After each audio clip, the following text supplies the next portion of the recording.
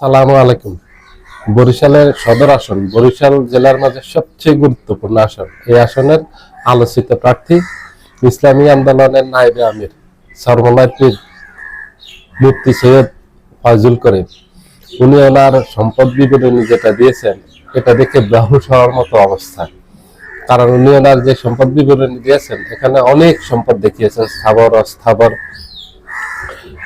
এটা বেহুশ হওয়ার অবস্থা হয়েছে এই জন্য যে আমাদের দেশে অনেক রাজনীতিবিদ আছেন যারা অতীতে মন্ত্রী ছিলেন, তাদের বাবা মন্ত্রী ছিল, তারা একাধিকবার মন্ত্রী ছিলেন, এমপি ছিলেন, তাদের এত সম্পদ নেই। কিন্তু উনি একজন আলেম মানুষ, উনি এত সম্পদ পেয়েছেন কোত্থেকে? মুফতি সৈয়দ ফয়জুল করিম উনি শুধু ওনার ওয়াইফের স্বর্ণই দেখিয়েছেন 187 ভরি, যেটা এখন পর্যন্ত রেকর্ড। তারেক রহমানের সম্পদ এত নেই, জামায়াতের আমির ডাক্তার শফিকুর রহমানের সম্পদ এর ধারে কাছেও নেই, এনসিপির নাহিদ ইসলামের সম্পদের ধারে কাছেও নেই। এক কথায় ববি হাজ্জাজের বাবা তো বিশাল সম্পদশালী মানুষ। ববি হাজ্জাজ যেই বিবরণী দিয়েছেন সম্পদের, এখানে দেখা গেছে ববি হাজ্জাজের সম্পদ মুফতি রেজাউল করিমের মুফতি ফয়জুল করিমের আশপাশেও নেই, অনেক কম ওনার থেকে। এত সম্পদ উনি অর্জন করলেন কোত্থেকে, যেটা মন্ত্রী এমপিরা পারেননি।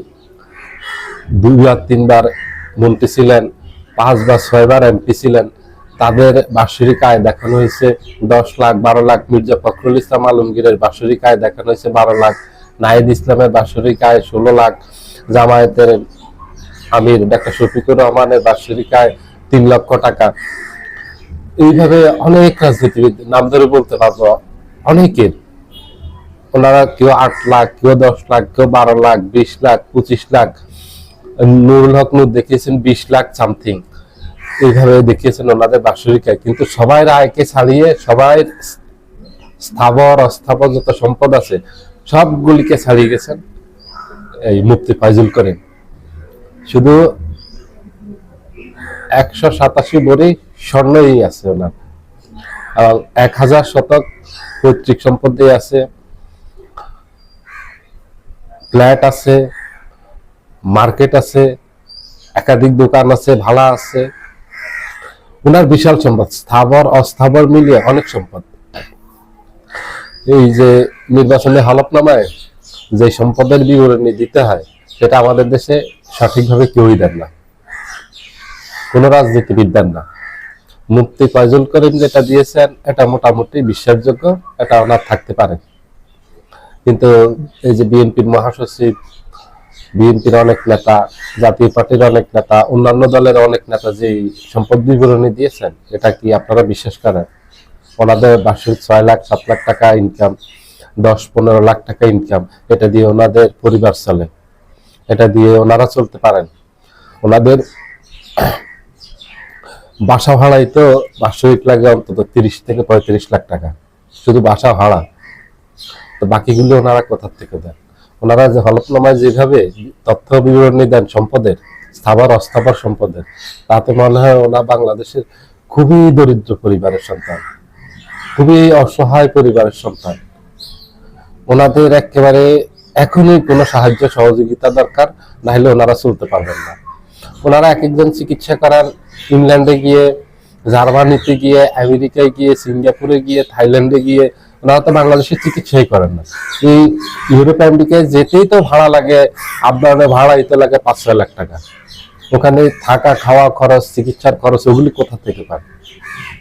বাংলাদেশে চিকিৎসাও যদি করেন ন্যূনতম ওনাদের অনেক টাকা খরচ হয় বাৎসরিক। ওই টাকা কোথা থেকে আসে?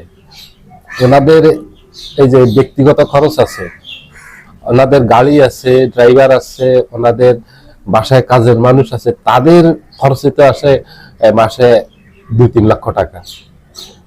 ওগুলি কোথা থেকে আসেন ওনারা? ওগুলি কোথা থেকে পান? ওই খরচগুলি কোথা থেকে করেন? ওনারা কি না খেয়ে থাকেন? ওনারা কি চিকিৎসা না করে থাকেন? ওনাদের বাসায় কি মেহমান আপ্যায়ন করেন না ওনারা? অথবা ওনারা কি খাওয়া দাওয়া করেন না? ওনারা কি এই আমাদের মতো 10-20-30 হাজার টাকা ভাড়ার বাসায় থাকেন? ওনারা খুব লাক্সারিয়াস লাইফ লিভ করেন। ওনাদের একটা অ্যাপার্টমেন্টের ভাড়া 3 লাখ 4 লাখ টাকা। ওগুলি অনেক বড় স্কোয়ারের, 4,000 5,000 ফিট স্কোয়ারের ফ্ল্যাটগুলি, ওগুলিতে ওরকম ভাড়া 3 লাখ 4 লাখ 5 লাখ টাকা ভাড়া, শুধু মাসিক ভাড়া। ওখানে কারেন্ট বিল আছে, গ্যাস বিল আছে, পানি বিল আছে, ওখানে সার্ভিস চার্জ আছে, অনেক খরচ আছে। এগুলো ওনারা কোথা থেকে পান? ওনারা যে তথ্য বিবরী দেন যে ওনাদের এই 5-10 লাখ টাকা বাৎসরিক ইনকাম, কৃষিখাত থেকে ইনকাম, মৎস্য খামার থেকে ইনকাম, যেগুলি দেখান মার্কেট থেকে ইনকাম, পরামর্শ দিয়ে ইনকাম, শিক্ষকতা করে ইনকাম, এই ইনকাম দিয়ে ওনাদের চলে, এগুলি কি আপনাদের বিশ্বাস হয়? এগুলো বিশ্বাসযোগ্য কথা? আমার তো মনে হয় না, এগুলো আমি বিশ্বাস করি না। সবাই ভালো থাকবেন, আল্লাহ হাফেজ।